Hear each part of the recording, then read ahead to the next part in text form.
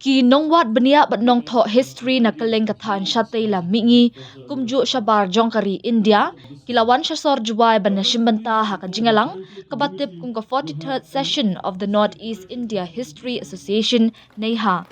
Kani ka jingalang kabanne lais ngi lenter na du ka santarek hadu nyo tarik naiwing la penyai da ka Thomas Jones Synod College Jowai lingba ka jingkershan ka Chief Minister's Special Grant.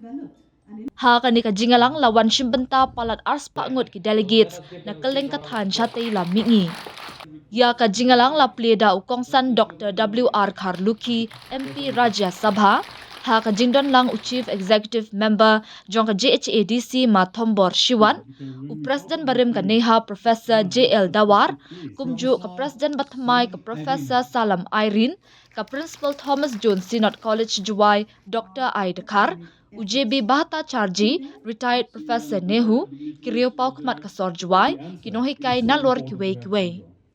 Ka General Secretary NEIHA Kokong Amina and Pasa, Kalaong Baya ka NEIHA, Lasdang House Nam Kakandai Spa Nyob Kandai, Halor ka Jingtmu Ban Penslur Bat Kentiu ya ka Jingwat Benya, ya ka History Jong Katan Shatay la Mingi, Bat Kijaka Ba Marjan, Kibaya Day History Bat Ka. Ka President Bathamai ka Professor Salam Irene kelakran halor kapang the impact of colonialism on the religion, faith and culture of the tribals of Manipur ne kajingkta jong kajingsan syart paring ya kanyam kajinget ber ka culture jong ki riulum jong kajela Manipur.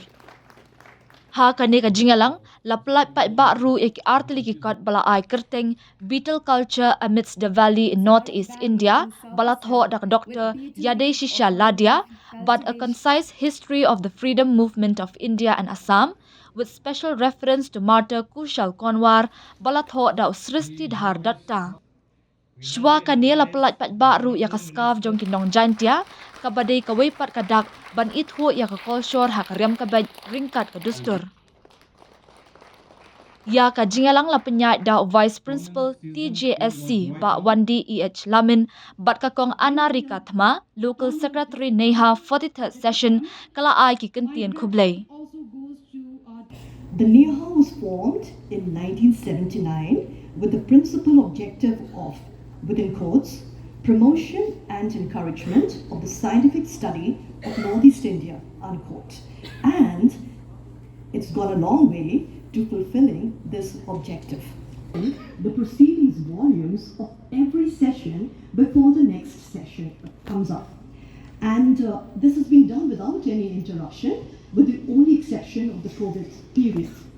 Our members not only represent every research-oriented institution in the Northeast, but also from outside the region, including abroad.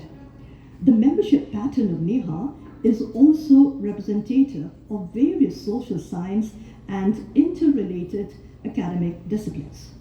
The objective of NEIHA was to encourage and promote research in the history of the region and the adjoining areas historically connected with it.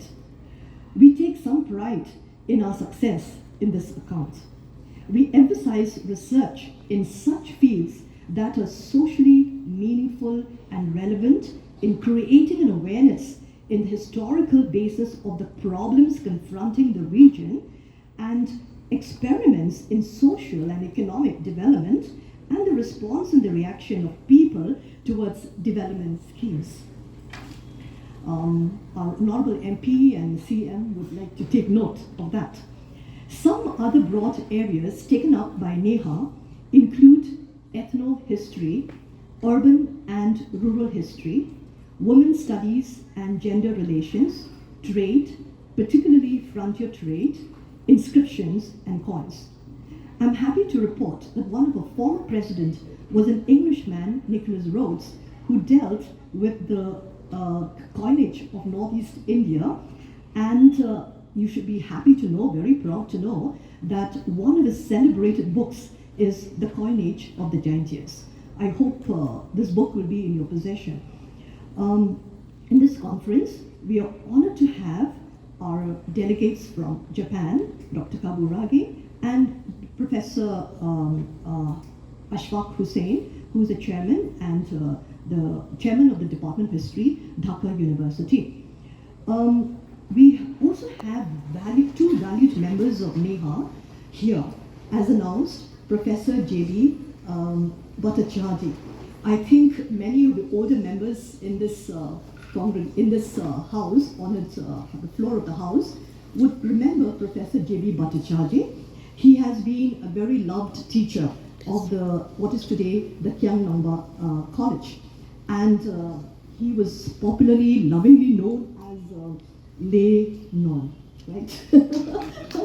He was known as Le Noi. You know why? Because his one step is equal to 3 strides of a person, right? So he was lovingly known as Le Noi.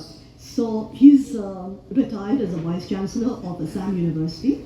He was a former head of the Department of History, NEHU. And for him, coming to Jowai today is a homecoming for him. I'm so happy, sir, that at least your dream has been fulfilled, that we're able to be here in this beautiful town to celebrate your achievement and your contribution towards education in the Jowai community. Surprisingly and interestingly, he was the first General Secretary of NEIHA. And it's such a privilege to have him here with us. Penetration of Indian nationalism among the marginal and peripheral communities. After the Anglo-Manipur War of 1891, Manipur lost her independence. The British imperialists became kingmakers by asserting their right to settle successions and also by raising the doctrine that resistance to imperial orders constituted rebellion and the right to capital punishment. Coming to religion, the first Christian missionary who went to Manipur with full patronage from a British official, Mr. A. Porteous, acting political agent, was Mr. William Pettigrew from the Arthington Aborigines Mission Society. Pettigrew started his work at Imphal on the 6th of February 1894. However, the British officials in Manipur decided to maintain status quo, and Maxwell suggested to Pettigrew that he should work in the hill area. Platform of the Northeast India History Association, that we will be witnessing a historic moment where the Jaintia community will have another cultural marker for themselves. The thought of having a culture marker with a bit of tradition along with their formal wear has been there for a pretty long time, but had remained as an idea only for many years. Today, it has translated into a reality, and we are going to have the official release of the scarves. I would like to place on record the people who had helped me in making this possible. I am grateful to Miss Isatani Paswet, who's not here with us, but she's in Tura right now, for helping me with the designs. My teacher, Mr. Orlando Chalam, for helping me to understand the significance of the odd numbers which are being presented by the stripes which you will see in the scarves. Dr. Dakantul Lingdok, the ex-principal of Thomas Jones College and currently the principal of Changpung College, who had helped me in following up the proposal that was made to the Jaintia Hills Autonomous District Council on the 16th of May 2024 till the time the approval was given to us on 26th of June 2024. Thank you so much, sir, for all the hard work that you have done. I would also like to place in record my friend Kamik Abinai, who took all the trouble to approach the weavers from the Rongmei community to give us an idea as to how the scarves are to be made. Jasmine, who's been always instrumental in helping one way or the other. Wingam Bonmai, who took all the trouble to get the scarves from the Meitei weavers on Sunday itself. Sri Thambor Shiwat, the CM of JHADC, and his executive for going through the proposal, deliberating upon it, and also for realizing the importance of having yet another cultural marker in fashion with a bit of tradition. The other objective of having the scarf is to encourage and to help the weavers of the community to revive back this ancient crafts which is struggling for its own survival.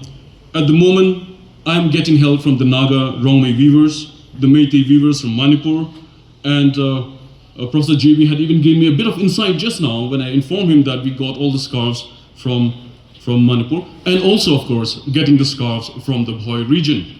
An attempt is being made to get the products from our own weavers from Mukhap. I have visited personally, but because of serious shortcomings, they could not provide the same, though they are still struggling, even at this very moment, to produce the scarf which can be given to the community at large. Please allow me to take this as an opportunity to request our Honorable MP, CM, and other dignitaries who are there who can give a helping hand in whatever way possible so that products can be produced in Jayanti Hills itself. It's my humble request, sir, if you can please look into this matter. This will also give a lot of encouragement to the youth who are struggling nowadays to get jobs with the kind of education which we are imparting to them. Perhaps this again will open up that avenue where, like our young scholars or people who are there who can make use this as their profession in days to come.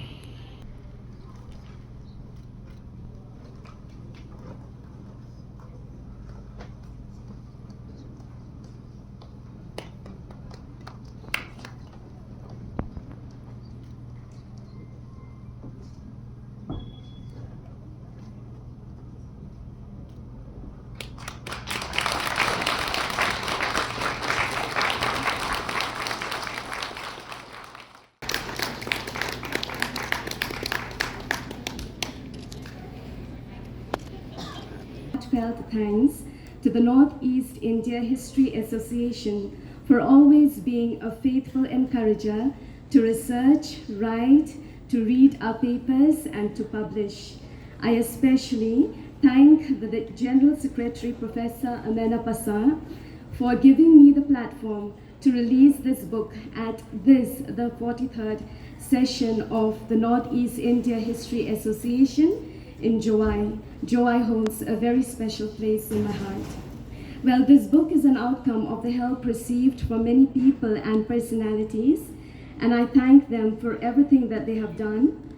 This work involved an elaborate field study to the Plie villages in Barak Valley. I express my gratitude to the Barak Valley Khasi Jaintia Welfare Organization for helping me do the same, and I'm glad that a few of its members are here today.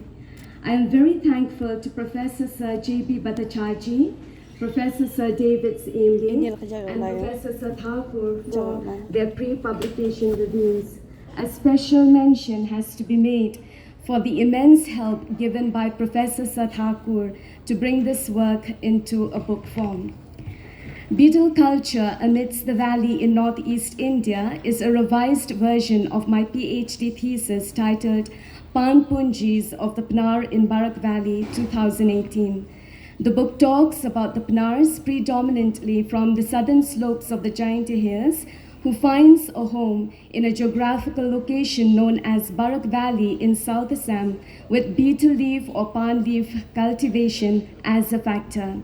There in the valley, the Pnars continued to maintain their indigenous technique of cultivation, carried on their marketing and trading practices, and finally evolved their cultural form and identity that enriches the social milieu of Barak Valley. I hope and believe that this book brings upon us significant and comprehensive context and opens its avenues to a wide range of further research and studies. Thank you. God bless us all.